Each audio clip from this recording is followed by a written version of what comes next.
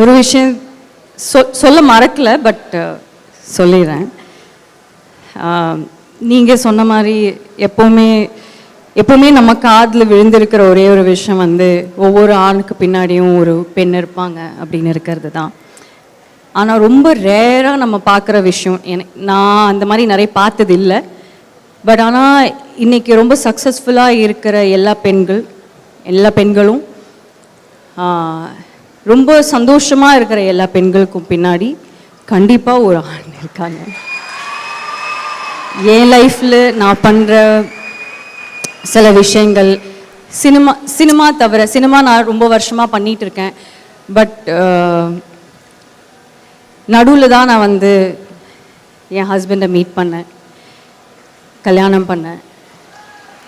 என்னைக்கு அவரை மீட் பண்ணேனோ அன்னையிலேருந்து நான் இன்னும் மிகப்பெரிய விஷயங்கள் பண்ணணும்னு தான் எனக்கு கற்றுக் கொடுத்துருக்காருன்னு தவிர என்றைக்குமே எனக்கு வந்து நீங்கள் ஏன் இது பண்ணுறீங்க, இது எதுக்கு நீங்கள் பண்ணுறீங்க அப்படின்னு என்றைக்குமே கேட்டது கிடையாது. இதுக்கு முன்னாடி நான் என்ன நினச்சிட்டு இருந்தேன்னா, யாரும் நம்மளை கேள்வி கேட்கலன்னா அது ஒரு மிகப்பெரிய விஷயம் அப்படின்னு நான் நினச்சிட்டு இருந்தேன். ஆனால் அந்த கேள்வி கேட்கலன்னு மட்டும் விஷயம் கிடையாது, நீங்கள் ஏன் இந்த விஷயம் பண்ண மாட்டேன்றீங்க, you are so much more capable of doing a lot of things, நீங்கள் ஏன் இதோட நிறுத்தணும், நீங்கள் ஏன் இது பண்ணக்கூடாது அப்படின்னு கேட்குறவர் தான் அவர்.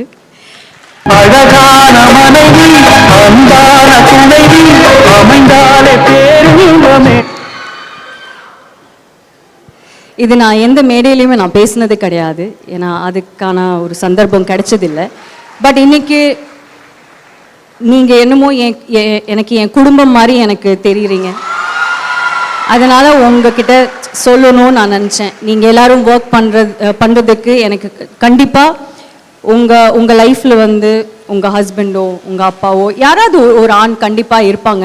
கோமதி மேமுக்கும் அதே மாதிரி அவங்களுக்கு துணையாக அவங்க வீட்டில் ஆண்கள் இருக்காங்க. அதே மாதிரி என்னோட பிக்கெஸ்ட் சப்போர்ட், என்னோட பிக்கெஸ்ட் ஸ்ட்ரென்த் இன்றைக்கி இந்த பிராண்ட் அப்படின்னு இருக்கிறது வந்து இது என்னோட பிரெயின் சைல்டோ, இது நான் வந்து கிரியேட் பண்ணதோ கிடையாது, இது அவங்க கிரியேட் பண்ணது. ஆனால் இப்படி ஒரு விஷயம் நம்ம பண்ணணும், நம்ம சோஷியலி ரெஸ்பான்சிபிளாக சில விஷயங்கள் பண்ணணும் அப்படின்னு இருக்கிறது கற்றுக் கொடுத்தது, இதை கிரியேட் பண்ணது. இன்றைக்கி இப்படி ஒரு ஈவெண்ட் நடக்கிறதுக்கும், இப்படி எங்களுக்கு எல்லாருக்கும் இப்படி ஒரு ஆப்பர்ச்சுனிட்டி கிடைக்கிறதுக்கும் எல்லாத்துக்குமே காரணம் வந்து அவர் தான். அதனால அவருக்கு மட்டும் தனியாக ஒரு நன்றி சொல்லிக்கிறேன். நன்றி Sami Sharma. Thank you ma'am. So அவர் இப்போ மனசுக்குள்ள ஒரு thousands and thousands of butterflies அப்படியே சிறகடிச்சு பறந்துட்டு இருக்க மாதிரி ஒரு ஃபீலிங்ல இருப்பாரு. ஏன்னா எப்பவுமே வந்து நான் உண்மையை ஒத்துக்கிறேங்க, பெண்களாக இருக்கும்போது நம்ம அந்த ஆண்களை நம்ம குறை சொல்லும் போது அப்படி ஒரு கோவம் வரும் பாருங்க, கண்ணா பின்னான்னு வந்து திட்டுவோம், எல்லாம் பண்ணுவோம். ஆனால் இருந்தாலும் எல்லாத்தையும் அழகாக சிரிச்சுக்கிட்டு நம்மளை வந்து வழி நடத்திட்டு முன்னாடி தள்ளி கொண்டு போகிறது அந்த ஆண்மகன் தான். அது எப்பவுமே நம்ம வந்து மனசுல இருக்கும். அது செல்லமா போடுற சண்டை. ஆனா இப்போ நீங்க பேசுனீங்க பாருங்க, அவர் நிஜமாவே வந்து ஐ திங்க் விக்கி சார் வந்து இன்னும் கொஞ்சம் அந்த சீட்லேருந்து கொஞ்சம் மேலே தான் இருப்பாரு. It is such a beautiful moment for